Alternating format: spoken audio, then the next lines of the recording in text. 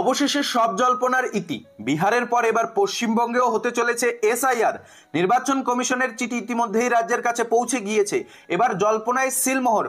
পশ্চিমবঙ্গে আগস্টেই শুরু হচ্ছে ভোটার ভেরিফিকেশন বা ভোটার কার্ডের যাচাই পর্ব। তবে এখন একটাই প্রশ্ন, আগস্ট মাসের কত তারিখ থেকে পশ্চিমবঙ্গে এসআইআর শুরু হবে? পশ্চিমবঙ্গের ক্ষেত্রে কোন কোন নথি দেখাতে হবে? 11টি নথি না থাকলে কি হবে? যদি কারোর জমি না থাকে তাহলে কি হবে? ভোটার কার্ড কেন নিচ্ছে না কমিশন? এই সকল প্রশ্নের উত্তর আজকে এই ভিডিও থেকে পেয়ে যাবেন। ইতিমধ্যেই খবর, রাজ্যের অনুমতি ছাড়াই কি কমিশন এগোচ্ছে? রাজ্যের সঙ্গে কোনো রকম পরামর্শ ছাড়াই কি কমিশন পশ্চিমবঙ্গে এসআইআর শুরু করতে চলেছে? সুপ্রিম কোর্টের শুনানিতে কি বলছে বিচারপতি ও রাজ্যের আইনজীবী? সমস্ত আপডেট এই ভিডিওতে পেতে চলেছেন। পশ্চিমবঙ্গে এসআইআর শুরু হলে আপনাদের কোন কোন প্রস্তুতি নিয়ে রাখতে হবে এই ভিডিওটি দেখলেই আপনাদের অনেকটাই উপকারে আসবে।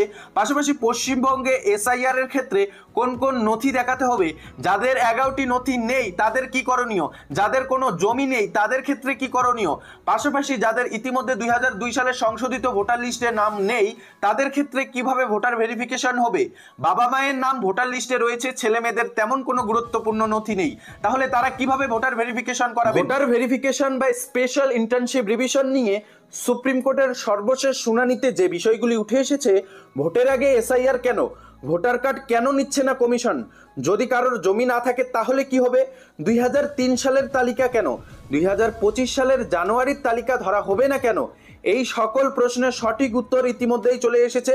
সমস্ত আপডেট এই ভিডিওতে। অন স্ক্রিন দেখুন, বাংলায় এসআইআর হচ্ছেই, সময় চেয়ে সুপ্রিম কোর্টের সওয়াল রাজ্যের আইনজীবীর। জল্পনায় সিলমোহর, বিহারের পর বাংলাতেও এসআইআর হচ্ছে বলে খবর। গত 8ই আগস্ট এই মর্মে রাজ্যকে চিঠি দেয় নির্বাচন কমিশন। অর্থাৎ নির্বাচন কমিশনের তরফে 8ই আগস্ট রাজ্যকে চিঠি দিয়ে বলা হয় পশ্চিমবঙ্গে এসআইআর শুরু হচ্ছে। বুধবার সুপ্রিম কোর্টের শুনানিতে রাজ্যের আইনজীবী গোপাল শঙ্কর নারায়ণের প্রশ্ন, রাজ্যের অনুমতি ছাড়া কি এসআইআর করা যায়? আরও কিছু সময় প্রয়োজন বলেও দাবি তার।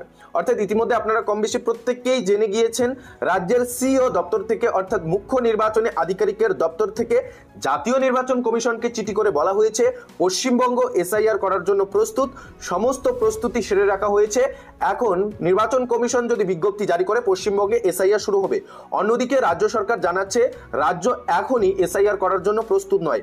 এই মর্মে রাজ্যের তরফে সিইও দপ্তরে চিঠি দিয়ে বলা হয়েছে রাজ্যের সঙ্গে কেন কোনো রকম পরামর্শ ছাড়াই সিইও দপ্তর অর্থাৎ রাজ্যের মুখ্য নির্বাচনী আধিকারিকের দপ্তর জাতীয় নির্বাচন কমিশনকে জানালো রাজ্য এসআইআর করার জন্য প্রস্তুত। বিচারপতি সূর্যকান্ত এবং বিচারপতি জয়মাল্য বাগচির বেঞ্চে বিহারের এসআইআর শুনানি চলছে। ওই শুনানির একেবারে শুরুতে সওয়াল করেন আইনজীবী অভিষেক মনু সিংভি। সরাসরি নির্বাচন কমিশনের ভূমিকা নিয়ে প্রশ্ন তোলেন। তার বক্তব্য, গত 24-এর লোকসভা নির্বাচনে যাদের নাম ছিল তাদের নাম কিভাবে বিহারের এসআইআরে বাদ যায়? নাগরিকত্ব প্রমাণে কমিশনের চাওয়া নথি নিয়েও প্রশ্ন করেন সিংভি। তিনি বলেন, আধার কার্ড গ্রহণ করা হচ্ছে না, জল, বিদ্যুৎ, গ্যাস সংযোগ প্রায় সকলের বাড়িতে রয়েছে, কিন্তু সেগুলি বিবেচনা করা হয়নি।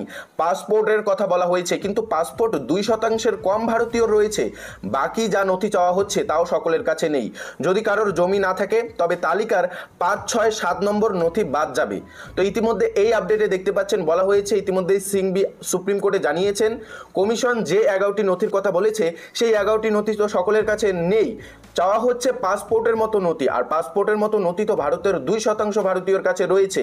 এই বিষয়গুলি নিয়ে কিন্তু সুপ্রিম কোর্টে সওয়াল করেন রাজ্যের আইনজীবী অভিষেক মনু সিংভি। তিনি জানান, যদি কারোর জমি না থাকে তাহলে কমিশনের দেওয়া 11টি নথির মধ্যে 5 নম্বর এবং 6 নম্বর এছাড়াও 7 নম্বর নথিকে বাদ দিতে হবে, এমনটাই সুপ্রিম কোর্টে জানিয়েছেন অভিষেক মনু সিংভি। আমি ভাবছি বিহারে কতজন যোগ্য হবেন? বিহারে রেসিডেন্স সার্টিফিকেট বলে কিছু নেই। তবে বিচারপতি সূর্যকান্ত এ প্রসঙ্গে বলেন, যদি কমিশন বলতো ওই 11টি নথির সব চাই তাহলে সেটা ভোটার বিরোধী হতো, কিন্তু এখানে বলা হয়েছে 11টি নথির মধ্যে যে কোনো একটি দেওয়ার কথা। অর্থাৎ কমিশন যে 11টি নথির কথা বলেছে এই 11টি নথির মধ্যে যে কোনো একটি ডকুমেন্ট দেখালেই হয়ে যাবে। তবে আপত্তি কোথায়? কেন বেছে বেছে ভোটের আগে এসআইআর হচ্ছে, কেন পরে সারা বছর ধরে করা গেল না, সে প্রশ্ন তোলেন সিংভি। অন স্ক্রিন দেখুন, আপনাদের আরো একটি প্রতিবেদনে আপডেট দেখাচ্ছি। এসআইআর সব জল্পনার ইতি, রাজ্যে শুরু হতে চলেছে এসআইআর। গত 8ই আগস্ট রাজ্যকে চিঠি দিয়ে কমিশন জানিয়েছে পশ্চিমবঙ্গে শুরু হতে চলেছে এসআইআর। এই দিন সুপ্রিম কোর্টে এসআইআর সংক্রান্ত শুনানিতে জানালেন পশ্চিমবঙ্গ সরকারের পক্ষের আইনজীবী গোপাল শঙ্কর নারায়ণ। একই সঙ্গে রাজ্য সরকারের সঙ্গে আলোচনা না করেই কিভাবে এই এই প্রক্রিয়া শুরুর দিকে এগোচ্ছে কমিশন, তা নিয়ে প্রশ্ন তোলেন রাজ্যের আইনজীবী। এই দিন শুনানি পর্বে বিচারপতি সূর্যকান্ত বলেন, পশ্চিমবঙ্গে এখনও এসআইআর শুরু হয়নি। এই মন্তব্যের প্রেক্ষিতে আইনজীবী গোপাল শঙ্কর নারায়ণ কমিশনকে চিঠি দেওয়ার প্রসঙ্গ উত্থাপন করেন। তিনি বলেন, পশ্চিমবঙ্গেও কোনো আলোচনা ছাড়া শুরু হতে পারে নিবিড় সমীক্ষা, অর্থাৎ রাজ্য সরকারের সঙ্গে কোনো রকম পরামর্শ ছাড়াই, কোনো রকম আলোচনা ছাড়াই পশ্চিমবঙ্গে যে কোনো দিন এসআইআর শুরু করতে পারে কমিশন, এমনটাই ইঙ্গিত মিলেছে। প্রসঙ্গত বেশ কয়েকদিন ধরেই জল্পনা চলছিল বিহারের মতো পশ্চিমবঙ্গেও হতে পারে এসআইআর।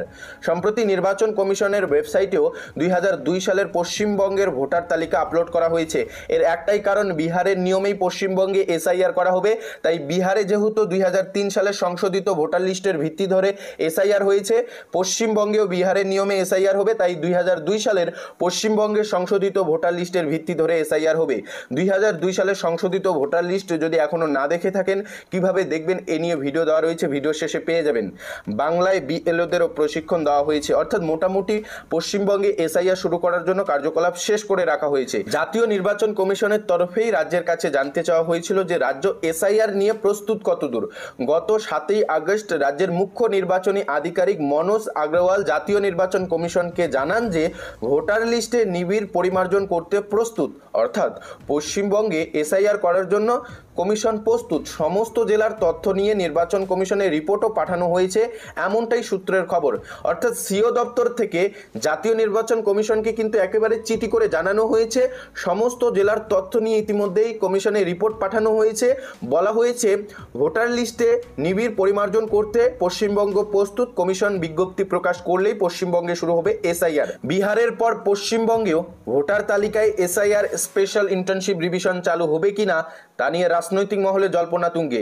এর মধ্যে চলতি মাসের শেষেই রাজ্যের সব রাজনৈতিক দলকে নিয়ে সর্বদলীয় বৈঠকে বসবে মুখ্য নির্বাচনী দপ্তর। নির্বাচন কমিশন সূত্রে জানা গেছে, ভোটারদের সুবিধার্থে প্রতিটি বুথে সর্বাধিক 1200 ভোটার রাখার সিদ্ধান্ত নেওয়া হয়েছে। এতে বুথের সংখ্যা 80,700 থেকে বেড়ে প্রায় 95,000 হতে পারে। বৈঠকে এই প্রস্তাব সহ একাধিক বিষয় নিয়ে আলোচনা হবে। এসআইআর চালু হলে তার খুঁটিনাটি নিয়েও বৈঠকে আলোচনা হতে পারে।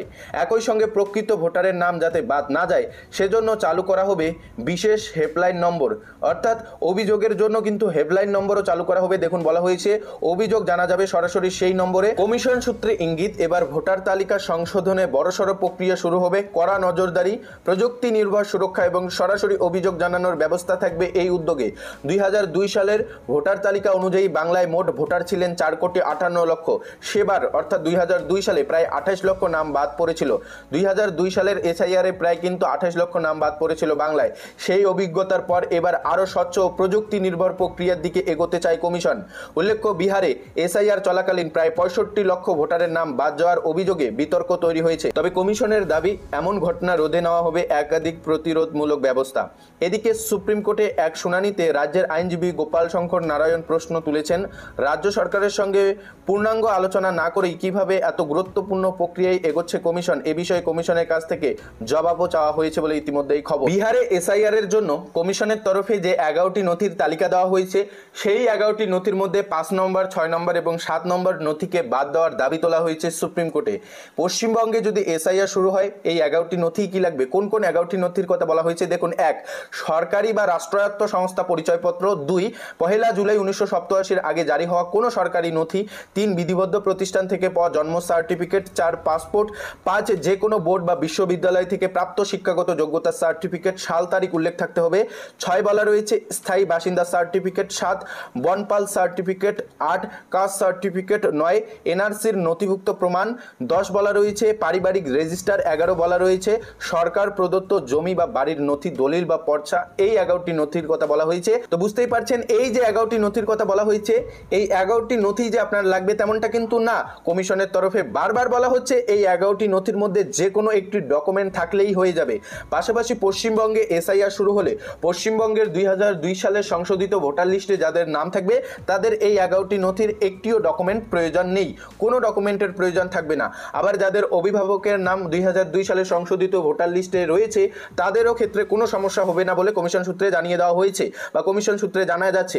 যাদের বাবা মায়ের নাম লিস্টে রয়েছে, নিজের কোনো ডকুমেন্ট নেই বললেই চলে, শুধু আধার কার্ড, রেশন কার্ড রয়েছে, সেক্ষেত্রেও কিন্তু আপনাদের সমস্যা হবে না। যদি আপনাদের জন্ম সার্টিফিকেট না থাকে তাও সমস্যা হবে না। যদি আপনার বাবা মায়ের নাম 2002 সালের পশ্চিমবঙ্গের সংশোধিত ভোটার লিস্টে থাকে। তাহলে আপনারা সমস্ত প্রশ্নের উত্তর পেয়ে গেলেন।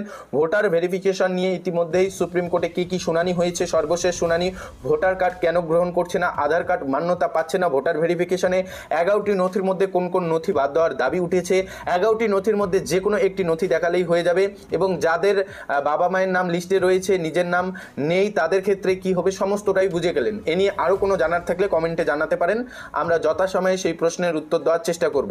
এই ছিল আপডেট ভালো লাগলে চ্যানেলটিকে সাবস্ক্রাইব করে পাশে থাকা বেল আইকনটি প্রেস করে অল নোটিফিকেশনটি অন করে রাখবেন, সবার সুবিধার্থে ভিডিওটি শেয়ার করে দেবেন।